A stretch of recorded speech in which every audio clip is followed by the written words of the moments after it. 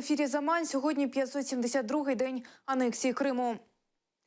Безстрокова громадянська блокада Криму, яку ініціювали лідери кримських татар, триває. Через адміністративні кордони пропускають тільки пішоходів, легковий транспорт і порожні вантажівки. Наразі на пропускному пункті Чаплинко у черзі стоїть 110 фур. Там знаходиться наша знімальна група. Шевкет Наматулаєв готовий розказати про ситуацію на цьому пункті. Шевкете, ви в ефірі. Шеф. Добрый день, студия. Мы только что побывали на пункте пропуска Чаплинко, увидели, сколько там машин. На данный момент там находится 110 фур. По вчерашней информации было 120 машин, значит, на 10 машин стало меньше. Фуры начали разворачиваться и уезжать. Как мы были на пункте пропуска и видели, что приехал замначальника УВД по Херсонской области Илья Кива. Пообщался с водителями возмущенными водителями фур, объяснил им, что никто уже никуда не поедет и будут составлять админпротоколы и даже открывать уголовные дела в случае, если же документы не будут соответствовать провозимому товару или же не будет надлежащих документов у водителей фур. Также на место перекрытия границы прибыли также нардеп Владимир Поросюк, командир Донбасса Семен Семенченко. Семен Семенченко, в свою очередь, призвал водителей фур не стоять здесь в очереди, а записываться в ряды вооруженных сил Украины. Также хотел бы отметить, что транспорт легковой проходит погранслужбу спокойно. Участники товарной блокады их не останавливают, однако останавливают фуры, которые приходят с полуострова, проверяют их документы и узнают, что они провозили. Остановили одного из водителей фур, однако он не стал называть, что везет. В итоге, после долгих перепалок, он заявил, что возил овощи на материк, однако не смог сказать, куда возил, и говорил, что весь товар он продавал сам. Давайте послушаем сейчас активиста, который заявил, что товар провозился на территорию России. Собственно говоря, вот это уже в который раз отлавливается вантаж Адердович Литвиненко, то есть оттуда как бы за... И компания, вот фиксируем, Optrade Company, город Херсон. То есть, как бы, судя по тому, что происходит, то есть происходит просто переброска конкретных там товаров, ну, как бы наших хороших украинских продовольственных товаров, которая в тупую перебрасывается и отправляется дальше в Россию, уже с российской маркировкой. То есть из 12 или 14 фур, которые, ну, подобным образом были осмотрены и проведены беседы с водителями, ну вот, то есть Optrade Company фигурирует в 5. То есть это во всех случаях картофель, помидоры и так далее. Да? То есть, соответственно, это указание, скажем так, сигнал некий для органов, да, то есть, как бы, что вот, как бы, есть вот такая компания, которая производит там крупные оптовые операции. Ну вот, потому что, ну, там, 100 тонн помидоров для одной и той же точки на рынке, это немножко много.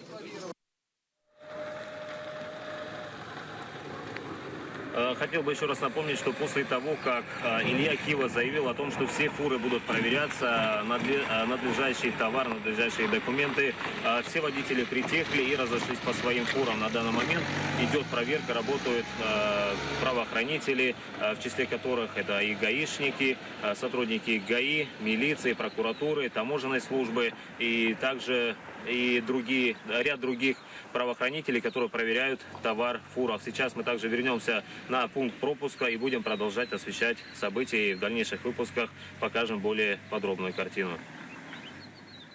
Дякую, Шевкете. Триматимемо з вами зв'язок.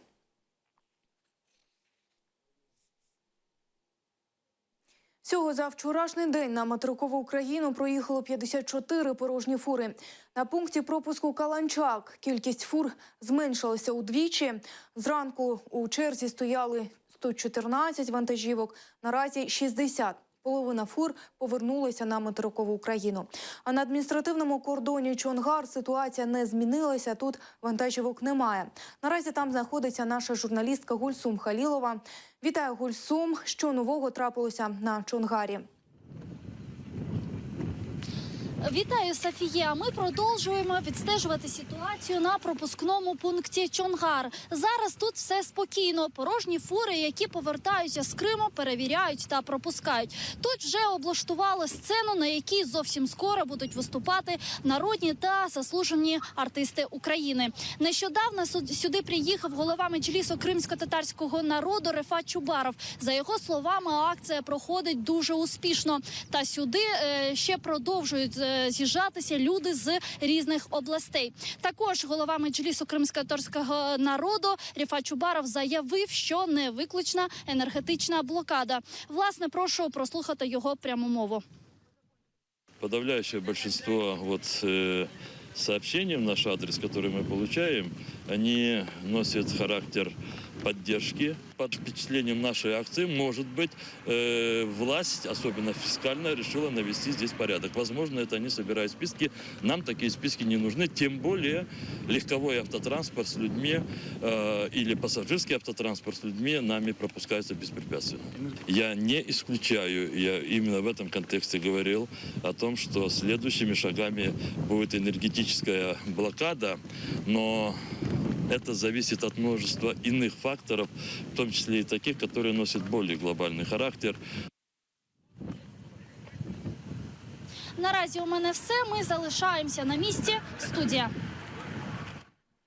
Дякую, Гульсум. Це була Гульсум Халілова. Вона знаходиться на адміністративному пункті Чонгар.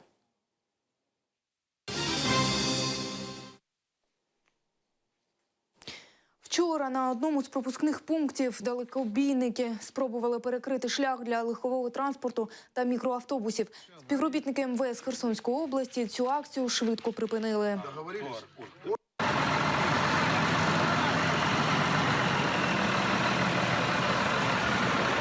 Ой, камеры не подсказывают. Ну, я вас, наоборот, поддерживаю. Да, знали, сказали, да. Это если тебе сказали, я прошу прощения. Вы, пожалуйста, не нарушайте правопорядок. Вы знаете, кто я такой? Да. Кива Илья Владимирович, замначальника ГУМВС Херсонской Мне области. сказали, да. Да, если вам... Я, наоборот, я поддерживаю вас. Вы, пожалуйста, соблюдайте правила проведения акции и согласовывайте свои действия непосредственно с оргкомитетом.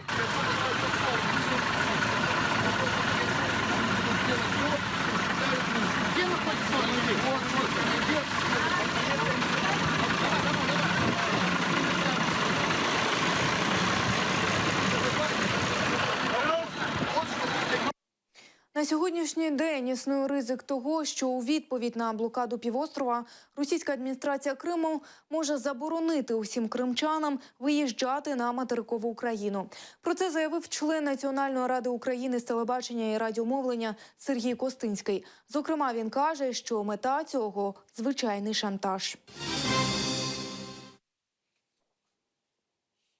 Російські силовики залякують кримських татар кримінальними справами, щоб ті не брали участь у блокаді Криму.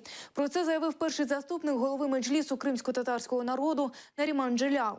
Він розповів, що у неофіційних розмовах силовики намагалися вплинути на нього і через нього на інших активістів. Я получил своеобразное предупреждение. То есть не я лично, а через меня постарались передать остальным, что все, кто из Крыма поедет участвовать в гражданской блокаде Крыма, столкнутся с преследованием со стороны силовых органов Крыма, вплоть до открытия уголовных дел, так как, по их мнению, данная блокада направлена против государства Россия. Фактически, я считаю, это своеобразный способ давления. И я не исключаю, что если ситуация в результате блокирования Крыма будет обостряться в Крыму, то силовики найдут в кавычках вот таких вот виновных лиц, чтобы отбить охоту у желающих поддерживать эту акцию или фактически оказать такой шантаж на организаторов этой акции. У Криму немає нестачі харчів, кажуть представники російської влади Криму. Водночас вони вже готують договори про постачання на анексований півострів продовольства з регіонів Росії. У Міністерстві промислової політики російської адміністрації Криму звітують, на сьогодні півострів забезпечений продовольством в достатньому обсязі. У липні українські компанії завезли до Криму товару на 73 мільйони доларів, повідомляє Державна служба статистики. У порівнянні з попереднім місяцем це на 10,8% менше. Ввезення товарів з Криму в липні навпаки збільшилося.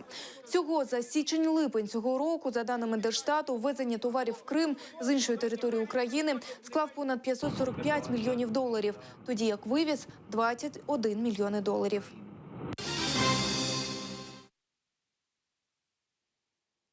І до інших новин. У Криму голову Кримтролейбусу позбавили крісла. Екс-співробітника спецпідрозділу «Беркут» Сергія Єрнєва звільнили з посади генерального директора підприємства. Це рішення напередодні ухвалило Міністерство транспорту російської адміністрації Криму. Єрнєв обіймав цю посаду з березня цього року. 7 місяців поневірянь без даху над головою. У мешканки Ялти Лінії Куртбідінової цього року в січні сталася пожежа в квартирі. Жінка і досі залишається без житла. Мати-одиначка просить допомоги. Ніч 19 січня 2015-го для Лінії Куртбідінової стало найстрашнішою в її житті. Тоді загорівся дах 5-квартирного будинку, розташованого по вулиці Октябрьській, 4 в Ялті. Квартиру Лінії Куртбідінової також охопило страшне полум'я. Случилось где-то под 3 слоями крыши, там у соседей. Перебитый провод был, короткое замыкание. В 12 ночи начал гореть весь барак. До 5 утра горело. 15 человек тушило, 2 пожарки. Сгорело все. 7 месяцев на сегодняшний день с ребенком на улице. Обращалась везде. З моменту трагедії, куди тільки не зверталися, мати-одиначка Лінії Куртбідінова. Але крім обіцянок допомогти, нічого не змогла добитися.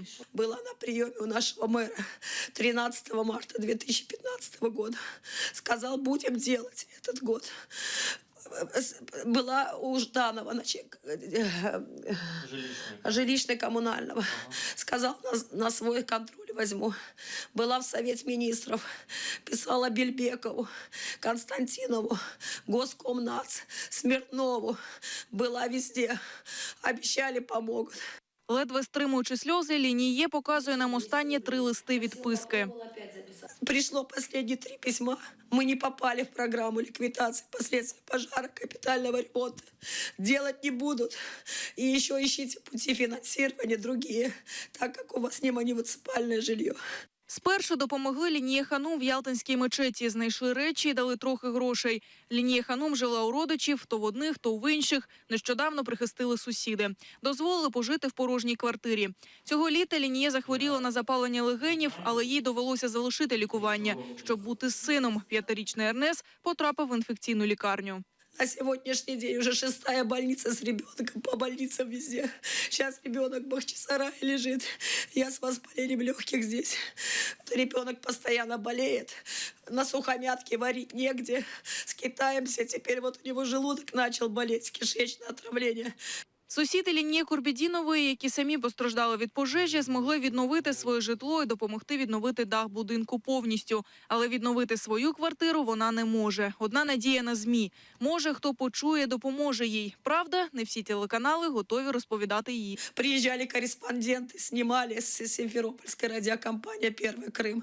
Им не разрешили этот сюжет пропустить. Все сдали в архив, сказали, за такие сюжеты уволят всех. Зараз Лінія не знає, за що братися. У першу чергу хоче вилікувати сина і себе, а потім залишатися тільки сподіватися на допомогу Всевишнього.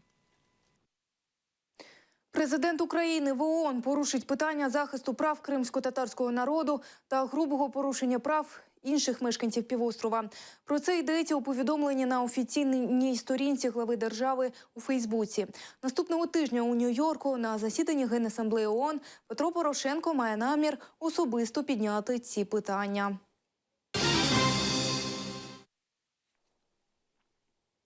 Народитися в Узбекистані, переїхати до Чехії, але не забувати своє коріння. Історія кримської татарки Лілі Бадурової у нашому сюжеті. Ліля Бадурова гуляє по Празі з донькою Феріде. За 12 років столиця Чехії майже стала рідним містом для Лілі.